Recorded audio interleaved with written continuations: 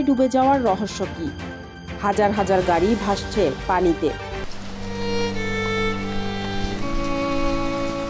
Dubai এভাবে পানিতে তলিয়ে যাবে এমনটা স্বপ্নেও কেউ কল্পনা করেনি।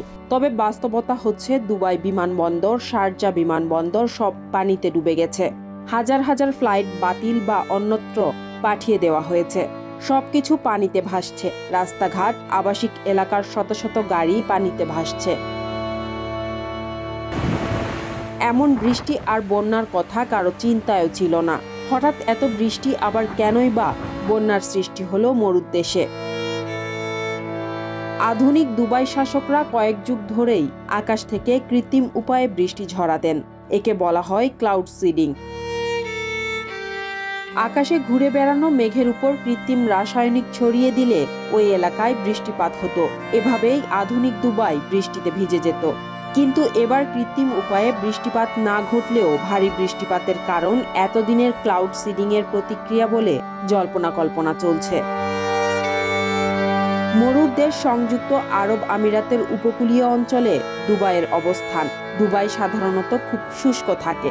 বছরে এখানে গড়ে 100 মিলিমিটারের চেয়ে কম বৃষ্টিপাত হয়। তবে মাঝে মাঝে দুবাইকে চরম বৃষ্টিপাতের সম্মুখীনও হতে হয়। ক্লাউড সিডিং হলো এমন একটি প্রযুক্তিগত পদ্ধতি যা আকাশে বিদ্যমান মেঘগুলোকে আরও বৃষ্টি তৈরির জন্য প্রভাবিত করে। উড়োজাহাজের মাধ্যমে ক্লাউড সিডিং করা যেতে পারে। এটির জন্য উড়োজাহাজ দিয়ে সিলভার আয়োডাইডের ছোট ছোট কণা মেঘের মাঝে ছেড়ে দেওয়া হয়। তারপর খুব সহজেই জলীয় বাষ্প ঘনীভূত হয়ে বৃষ্টিতে পরিণত হয়। দুবাইতে বন্যা শুরু হওয়ার পরের কয়েক ঘন্টায় সামাজিক যোগাযোগ মাধ্যম ব্যবহারকারীরা এই চরম আবহাওয়ার পেছনে শুধুমাত্র দেশটিতে চালানো সাম্প্রতিক ক্লাউড সিডিং অপারেশনকে দায়ী করছেন। সাধারণত বাতাসের আর্দ্রতা ও ধুলোবালি যদি বৃষ্টি ঝরাতে বাধা হয়, তখন ক্লাউড সিডিং পদ্ধতি প্রয়োগ করা হয়। কিন্তু গত সপ্তাহেই উপসাগরীয় অঞ্চল জুড়ে একটি তীব্র বন্যার ঝুঁকি সম্পর্কে সতর্ক করা হয়েছিল আবহাওয়ার পূর্বাভাসে।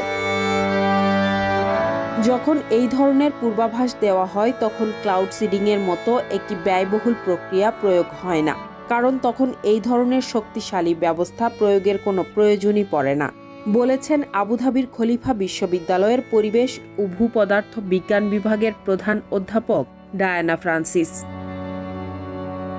ক্লাউড সিডিং সংযুক্ত আরব আমিরাতে করা হলেও স্মরণকালের ভয়াবহ বন্যা শুধুমাত্র ওই দেশটিতেই হয়নি, বরং তা বাহরাইন থেকে ওমান পর্যন্ত সব ডুবিয়ে দিয়েছে। মানুষ যদি তেল, গ্যাস এবং কয়লা পোড়াতে থাকে, তাহলে জলবায়ু উষ্ণ হতে থাকবে, বৃষ্টিপাত বাড়তে থাকবে এবং বন্যায় মানুষ প্রাণ হারাতে থাকবে। গবেষকরা এমনটিই বলছেন। আজকাল নিউজ, নিউ ইয়র্ক।